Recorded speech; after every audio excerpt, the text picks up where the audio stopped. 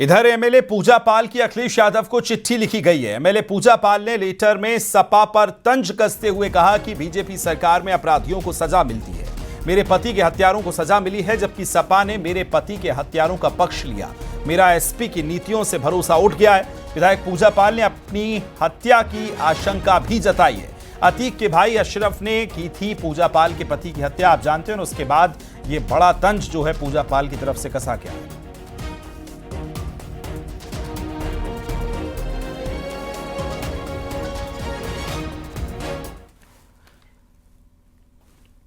अक्सर अपने बयानों से चर्चाओं में रहने वाले बीजेपी नेता संगीत सोम के नए बयान पर सियासी घमासान मच गया है। संगीत सोम का कहना है कि पश्चिमी यूपी के कई जिले पूरी तरह से पाकिस्तान बन चुके हैं।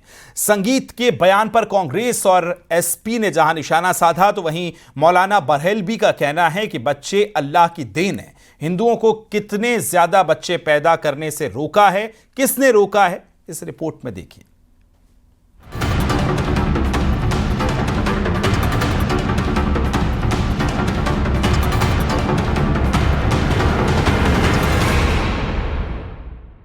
बीजेपी नेता संगीत सोम ने वेस्ट यूपी के कई जिलों में मुस्लिमों की बढ़ती आबादी पर बड़ा बयान दिया है। संगीत सोम ने कहा कि कई जिले मिनी पाकिस्तान नहीं, फुल पाकिस्तान बन चुके हैं। लगातार यहां मुस्लिम आबादी बढ़ रही है। पश्चिम उत्तर प्रदेश में हमेशा से कहता हूं, ये पाकिस्तान बन चुका है भाई। एक एक जिले में 40-40%, 45-45%, 50%, 55% एक वर्ग के लोग हो गए हैं। जबकि देश का जब बंटवारा हुआ था, तो आपको भी पता है कि देश का बंटवारा धार्मिक आधार पर हुआ था कि एक वर्ग के लोग पाकिस्तान में रहेंगे और दूसरे वर्ग के लोग भारत में रहेंगे। तो क्या करें यहाँ के लोग? मुझे तो लगता है कि जिस तरीके से बंटवारा हुआ था वही रहना चाहिए, और देश के मुसलमानों को उधर रहना चाहिए और हिंदुओं को इधर रहना चाहिए। बीजेपी नेता संगीत सोम के बयान पर मुस्लिम धर्मगुरु मौलाना शहाबुद्दीन रजवी ने पलटवार किया है। उन्होंने कहा कि मुसलमानों की बढ़ती आबादी अल्लाह की देन है, हिंदुओं को ज्यादा बच्चे पैदा करने से किसने रोका है?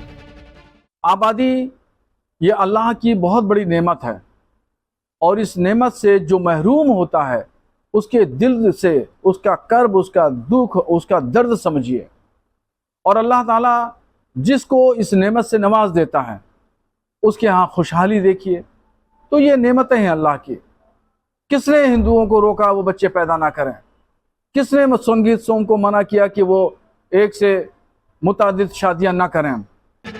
वहीं कांग्रेस सांसद इमरान मसूद का कहना है कि देश मोहब्बत से चलेगा, हिंदू मुसलमान से नहीं।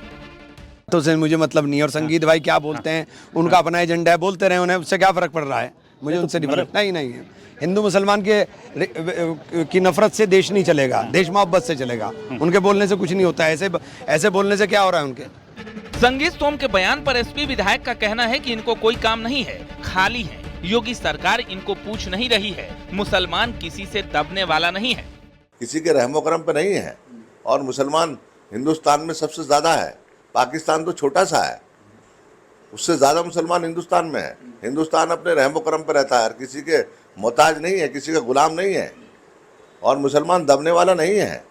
संगीत सोम के बयान पर पश्चिमी यूपी के कई जिलों में मुस्लिमों की बढ़ती आबादी वाले बयान पर सियासी तापमान बढ़ गया है। मौलाना और एसपी कांग्रेस ने भी इस पर सवाल उठा दिए हैं। Bureau report, news 18।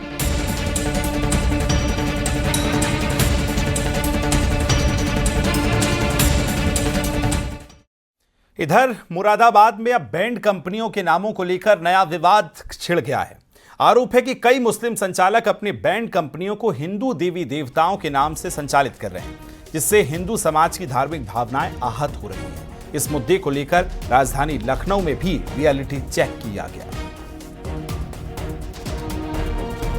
मुरादाबाद में मुस्लिम बैंड संचालकों द्वारा हिंदू देवी देवताओं के नाम पर बैंड का संचालन कर व्यवसाय किए जाने को लेकर विवाद शुरू हो गया है, जिसको लेकर मुख्यमंत्री से शिकायत की गई है कि इस मामले में ऐसे लोगों के खिलाफ कठोर कार्रवाई की जाए। जिसको लेकर राजधानी लखनऊ में भी जब रियलिटी चेक किया गया, तो अधिकांश जो बैंड संचालक हैं वो जिस नाम से बैंड चलाते हैं, जैसा कि चाहे वो सोनी ब्रास बैंड हो, राजपूत ब्रास बैंड हो, या फिर अमृत हो, दीपा हो, ये बैंड उन्हीं संचालकों द्वारा चलाए जाते हैं जो संबंधित बिरादरी से संबंध रखते हैं। ऐसे बहुत कम मामले पाए गए हैं जहां पर हिंदू देवी देवताओं के नाम पर बैंड कोई मुस्लिम द्वारा संचालित किया जाता हो। मुरादाबाद में बैंड के नाम पर विवाद के बाद मेरठ में भी रियलिटी चेक किया गया और क्या तस्वीरें नजर आईं दिखाते हैं आपको। बीते दिनों कांवड़ यात्रा में नाम और पहचान को लेकर मुद्दा समूचे देश में छाया रहा और अब बैंड बाजा के नाम को लेकर के भी चर्चा शुरू हो गई है।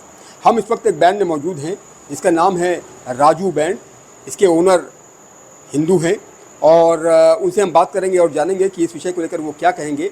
हालांकि तमाम ऐसे बैंड वाले हैं जिनके ओनर मुस्लिम हैं और नाम हिंदू देवी देवताओं के नाम पर रखा गया है। हमारे साथ भाई साहब मौजूद हैं। भाई साहब क्या कहेंगे, जिस तरह से मुरादाबाद में ये मामला प्रकाश में आया उसको लेकर आप क्या कहेंगे और ये कितना इम्पोर्टेंट विषय है, कितना गंभीर विषय है? भाई गंभीर विषय तो इसलिए है, जैसे आप कह रहे हैं कि बहुत से जो नाम रख रहे हैं हिंदू देवी देवताओं के नाम पे नाम रख रहे हैं, वो गलत है। अगर आप कोई काम कर रहे हैं तो अपना नाम उजागर कर रहे हैं उसमें, उसको लेके। भाई ठीक है, आपके यहाँ मोमडन काम कर रहे हैं, हिंदू काम कर रहे हैं, हर तरह के लोग काम करते हैं, मिक्स होकर काम करते हैं, लेकिन अपनी आप एक पहचान तो बनाएं अपने नाम से। भाई अपने धर्म से रिलेटेड आप काम कर रहे हैं किसी से, तो नाम अपना ही रखें, जिससे पता चले पब्लिक को कि आप कौन से बैंड्स हैं, कौन से आप धर्म से रिलेटेड करते हैं। गाजियाबाद की पुरानी मार्केट डसना गेट में बैंड्स की दुकानें हैं। न्यूज़ 18 की टीम यहां भी पहुंची और बैंड वालों से बातचीत की। दुकानदारों का कहना है कि नाम में घपला नहीं होना चाहिए, जो नाम है उसी नाम के साथ आगे बढ़ने से कोई परेशानी नहीं होनी चाहिए।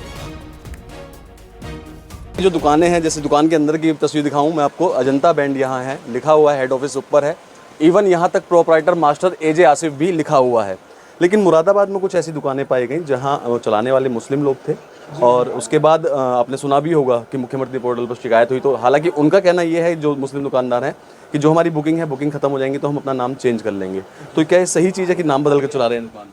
ये तो भैया अब गलत है। ये अभी करीब 10-12 साल से ये सीन निकला है। इससे पहले कभी भी ये सीन नहीं था। तो जो लोग नाम बदल कर चला रहे हैं दुकान, उनके लिए आप क्या कहना चाहेंगे? देखो, जो आदमी पुराने काम नाम पे मेहनत कर रहा है जी, अब वो एकदम से नाम बदलना पड़ जाए, मान तो उसकी तो पूरी ज़िंदगी की जो मेहनत थी वो सब खत्म हो गई। जी। मान लो मैंने किसी नाम पर मेहनत करी, अच्छी परफॉर्मेंस दी। मैं देख रहा हूँ अजंता के नाम से यहाँ बहुत सारी दुकानें हैं। सर, ये अजंता बैंड भी अब काफ़ी लोगों ने खोल लिया है यहाँ पर। पहले यहाँ पर एक ही दुकान हुआ करती थी। लेकिन जिस तरीके से आपने अपना प्रोपराइटर नेम भी लिखा हुआ है, लेकिन मुस्लिम नाम भी लिखा है, सारा कुछ लिखा है, हिंदू नाम से जो खोलते हैं और जो मुस्लिम है उनके लिए क्या कहना है? सही है, गलत है? नहीं, थोड़ा सा अपने नाम को शुरू से ही अगर सही लेके चले तो फिर ये दिक्कत आगे नहीं आएगी। ग्रेटर नोएडा का एक वीडियो इन दिनों सोशल मीडिया पर तेजी से वायरल हो रहा है।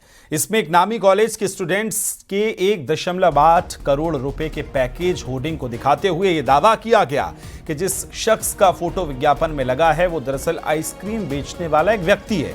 इस वीडियो को लेकर आइसक्रीम बेचने वाले शैलेंद्र से जब बातचीत की तो उसने बताया कि वो इटावा का रहने वाला है और उसका नामी कॉलेज से कोई लेना देना ही नहीं है। जो वीडियो वायरल हुआ था वो उसके एक दोस्त ने मजाक में बनाया था। इस वीडियो को लेकर नामी कॉलेज के डायरेक्टर से भी बातचीत की है। उन्होंने क्या कुछ कहा है वो भी आपको सुनवाते हैं। तो मतलब दोस्त थे, सारे बंदे थे इकट्ठे, तो उन्होंने कहा तुम्हारी शक्ल का लग रहा है, तो उन्होंने हंसी मजाक में यूं ही वीडियो डाल दी। उन्हें भी नहीं पता था ये इतनी चली जाएगी, मेरे को भी पता नहीं था मैं इतना ऐसा हो जाऊंगा, मगर वही बात है, मजाक में तो उसने फॉलोअर बढ़ाने के लिए ऐसा करा। मैंने फॉलोवर ये कह रहा था, देखता हूँ ये हो जाएगा कि नहीं होगा फॉलोवर, उसकी भी गलती मारो, मेरी भी गलती। अगर ऐसा नहीं करना चाहिए, IMT अच्छा कॉलेज है, मगर वही हम लोगों पे गलती हो गई। क्या मैं पहले तो उस वीडियो का पूरी तरीके से खंडन करता हूं। IMT ग्रुप ऑफ कॉलेज की छवि को धूमिल करने के लिए किसी अराजक तत्व में एक आइसक्रीम वाले से मिलकर इस वीडियो को बनाया। अगर गौर से देखा जाए कि किसी भी प्रकार से वो आइसक्रीम वाला उस तस्वीर से नहीं मिलता, बल्कि वो तस्वीर हमारे यहाँ के एक गौरवपूर्ण छात्र जो काबिल है और एक बड़ी कंपनी में 1 करोड़ 80 लाख के पैकेज में लंदन में पदासीन है, पुनीत गौतम नाम है उसका। कुशीनगर में ग्राम सभा की जमीन पर अवैध मदरसा बनाकर कब्जे का आरोप लगा है। ADM की जांच में यह सामने आया कि ग्राम सभा की जमीन पर अवैध मदरसा बनाया गया है, जिसके बाद मदरसा संचालकों में हड़कंप मच गया है। प्रशासन ने मदरसा संचालकों को नोटिस देकर जवाब मांगा है।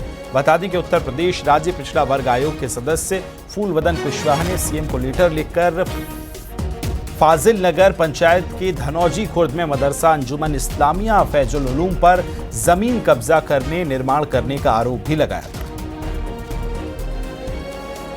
जिलाधिकारी महोदय के पास शिकायत पहुंची, उन्होंने एक जांच टीम का गठन किया था। जांच का जो गठन किया था अपर जिलाधिकारी के नेतृत्व में, कि वो जो आदेश है वो फोर्ज था, क्योंकि आदेश की जब बारीकी से टेक्निकल डिजिटल लॉक निकाल के और बार कोड स्कैन करके देखा गया तो पाया गया कि फोर्ज आदेश द्वारा वो कार्रवाई की है। तो उस आदेश को सुधरवा दिया गया है और बाकी जो दोषी लोग हैं उनके विरुद्ध जो सम्मत कार्रवाई थी वो कार्रवाई कर दी गई है।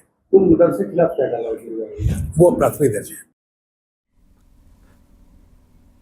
उन्नाव में हिस्ट्री शीटर अंशु गुप्ता पर बड़ी कार्रवाई की गई है। अंशु गुप्ता और अमित कुमार गुप्ता को 6 महीने के लिए जिला बदर कर दिया गया है। बिना अनुमति उन्नाव जिले की सीमा में एंट्री नहीं हो सकेगी। प्रभारी निरीक्षक कोतवाली ने डुगडुगी बजाकर यह ऐलान किया कि हिस्ट्री शीटर अंशु गुप्ता पर गंगा घाट थाने में कई केस दर्ज हैं।